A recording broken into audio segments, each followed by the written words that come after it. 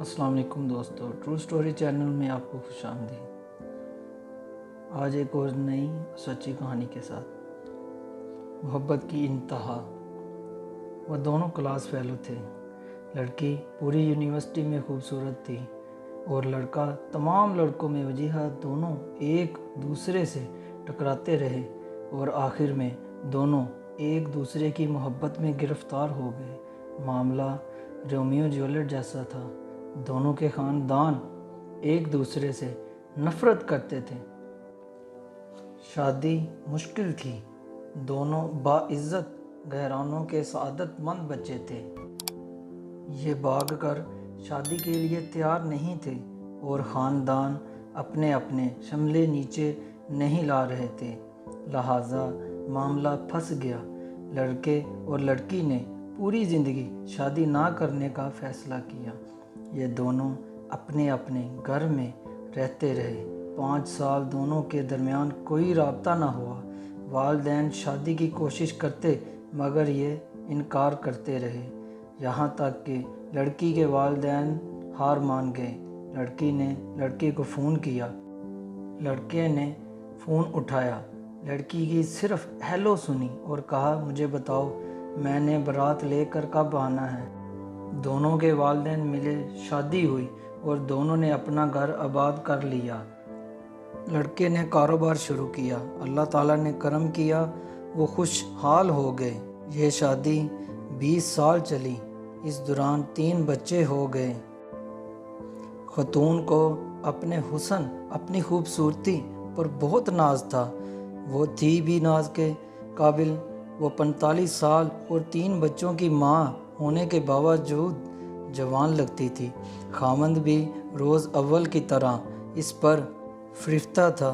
وہ روز جی بھر کر بیوی کی تعریف کرتا تھا، لیکن پھر ایک دن وہ ہو گیا جو نہیں ہونا چاہیے تھا۔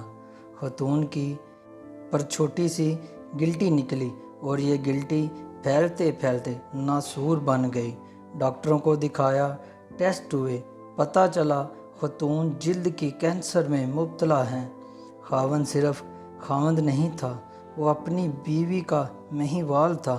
وہ اپنی ران چیر کر بیوی کو کباب بنا کر کھلا سکتا تھا۔ وہ بیوی کو لے کر دنیا جہاں کے ڈاکٹروں کے پاس گیا، ایک کلینک سے دوسرے کلینک، ایک ڈاکٹر سے دوسرے ڈاکٹر اور ایک ملک سے دوسرے ملک۔ وہ دونوں چلتے رہے یہاں تک کہ ڈاکٹروں نے جواب دے دیا۔ خاتون کا جسم گلٹیوں سے بھر گیا۔ یہ مصیبت ابھی ختم نہیں ہوئی کہ ایک دن دوسری آفت آن پڑی۔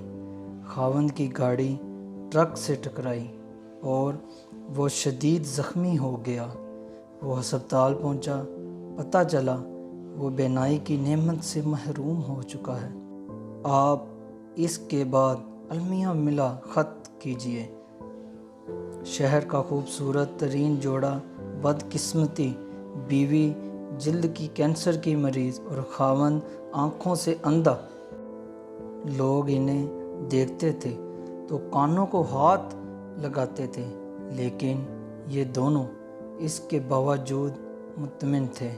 یہ روز صبح باغ میں واک بھی کرتے تھے، سینما بھی جاتے تھے اور ریسٹورنٹوں میں کھانا بھی کھاتے تھے۔ بیوی خاوند کا ہاتھ پکڑ کر ساتھ ساتھ چلتی تھی، وہ اسے گائیڈ کرتی تھی اور خاوند بیوی کی گائیڈنس پر چلتا جاتا تھا۔ یہ سلسلہ بھی کئی ماہ تک چلتا رہا، لیکن پھر بیوی نے خاوند سے ایک عجیب مطالبہ کر دیا۔ وہ اکیلی سوئٹزرلینڈ جانا چاہتی تھی۔ خاوند نے وجہ پوچھی۔ بیوی کا کہنا تھا وہ 10-15 دن اکیلی رہنا چاہتی ہے۔ خاوند نے اس کے ساتھ جانے کی ضد کی، لیکن وہ نہ مانی۔ اصرار انکار بڑھتا رہا، یہاں تک کہ آخر میں وہی ہوا جو ایسے معاملات میں ہوتا ہے۔ خاوند نے بیوی کو اجازت دے دی۔ بیوی سوئٹزرلینڈ چلی گئی۔ خاوند نے وہ 10 دن بڑی مشکل سے گزارے۔ وہ شادی کے 20 برسوں میں ایک دن کے لیے بھی اکیلے نہیں ہوئے تھے۔ یہ ان کی جدائی کے پہلے 10 دن تھے۔ یہ 10 دن پہاڑ تھے۔ خاوند اس پہاڑ تلے سسکتا رہا۔ 10 دن بعد بیوی نے آنا تھا۔ خاوند ایئرپورٹ پر پہنچا لیکن بیوی نہ آئی۔ خاوند کو دنیا ڈولتی ہوئی محسوس ہوئی۔ وہ سارا دن بیوی کو فون کرتا رہا۔ بیوی سے رابطہ نہ ہوا، لیکن شام کو بیوی کا خط آ گیا۔ وہ خط ان کے بیٹے نے پڑھا۔ وہ خط صرف خط نہیں تھا، وہ ایک تحریری قیامت تھی، اور پورا خاندان اس تحریری قیامت کا شکار ہوتا چلا گیا۔ میں اس قیامت کی طرف آنے سے قبل آپ کو دنیا کی ایک خوفناک لیکن دلچسپ حقیقت بتاتا چلوں۔ دنیا میں ایسے بے شمار سینٹرز ہیں جہاں آپ اپنی مرضی سے مر سکتے ہیں۔ یہ سینٹر لا علاج مریضوں کے لیے بنائے گئے ہیں۔ دنیا میں یہ لوگ جب امراض کا بوجھ اٹھا کر تھک جاتے ہیں اور چین کی موت مرنا چاہتے ہیں تو یہ لوگ ان سینٹرز میں جاتے ہیں، اپنے میڈیکل رپورٹس دکھاتے ہیں۔ ڈاکٹرز ان کی حالت اور رپورٹ چیک کرتے ہیں، ان سے یہ حلف نامہ لیتے ہیں ہم اپنی مرضی سے دنیا چھوڑ کر جا رہے ہیں۔ ان کی مرضی سے ان کی موت کا دن اور وقت طے کرتے ہیں، ان کی آخری خواہش پوری کرتے ہیں اور پھر انہیں زہر کا ٹیکہ لگا کر دنیا سے رخصت کر دیتے ہیں۔ یہ عمل طبی زبان میں یوتھنیزیا یعنی آسان موت کہلاتا ہے۔ یہ دنیا کے 7 ممالک میں قانونی ہے اور اتنے ہی ملکوں میں اس کی اجازت کے لیے بحث چل رہی ہے۔ سوئٹزرلینڈ بھی دنیا کے ان ممالک میں شامل ہے جہاں یوتھنیزیا کو قانونی سٹیٹس حاصل ہے۔ زیورخ شہر میں یوتھنیزیا کا سینٹر بنا ہے۔ یہ سینٹر انتہائی خوبصورت جگہ پر قائم ہے۔ سینٹر کے کمرے پہاڑوں، آبشاروں اور جھیلوں کے کنارے بنائے گئے ہیں۔ مریض بیڈ پر لیٹ کر زندگی کی آخری صبح اور شامیں دیکھتے ہیں اور آخر میں مہربان ڈاکٹروں اور نرسوں کے ہاتھوں میں زندگی کی سرحد پار کر جاتے ہیں۔ وہ خاتون بھی یوتھنیزیا کے لیے سوئٹزرلینڈ گئی تھی۔ وہ کینسر کا دکھ برداشت نہیں کر پا رہی تھی، چنانچہ اس نے آسان موت لینے کا فیصلہ کر لیا۔ وہ زیورخ گئی، زندگی کے آخری 10 دن گزارے اور عین اس وقت اپنے لیے موت کا تعین کر لیا جب اس کی فلائٹ نے وطن کی مٹی کو چھونا تھا۔ ادھر فلائٹ اتری اور ادھر وہ زندگی کی سرحد پار کر گئی۔ خاتون کا آخری خط بیٹے کے ہاتھ میں تھا۔ وہ سسکیاں لے کر خط پڑھ رہا تھا اور خاوند سر جھکا کر اپنی بیگم کا ایک ایک لفظ سن رہا تھا۔ بیوی نے اپنی پوری زندگی کا احاطہ کیا۔ اس نے بتایا وہ جب پہلی بار یونیورسٹی میں ملے تھے اس نے کیا محسوس کیا تھا، وہ یونیورسٹی میں لڑتی کیوں تھی اور وہ کون سا دن تھا جب لڑتے لڑتے اسے اس سے محبت ہو گئی تھی۔ اس نے فراق کے وہ 5 سال کیسے گزارے تھے، اور اس نے شادی کے بعد اپنے بچوں کو ملازموں کے رحم و کرم پر کیوں چھوڑ رکھا تھا۔ میں اپنی محبت کو تقسیم نہیں کر سکتی تھی، میں تمہارا حصہ اپنے بچوں کو بھی نہیں دے سکتی تھی۔ اس نے 20 سال کی ازدواجی زندگی کس مسرت اور کس سرشاری میں گزاری، اور پھر جب اسے پہلی گلٹی نکلی تو اس نے کیا محسوس کیا۔ وہ خود کو روز بروز بدصورت ہوتا ہوا دیکھتی تھی تو اس کے دل پر کیا گزرتی تھی۔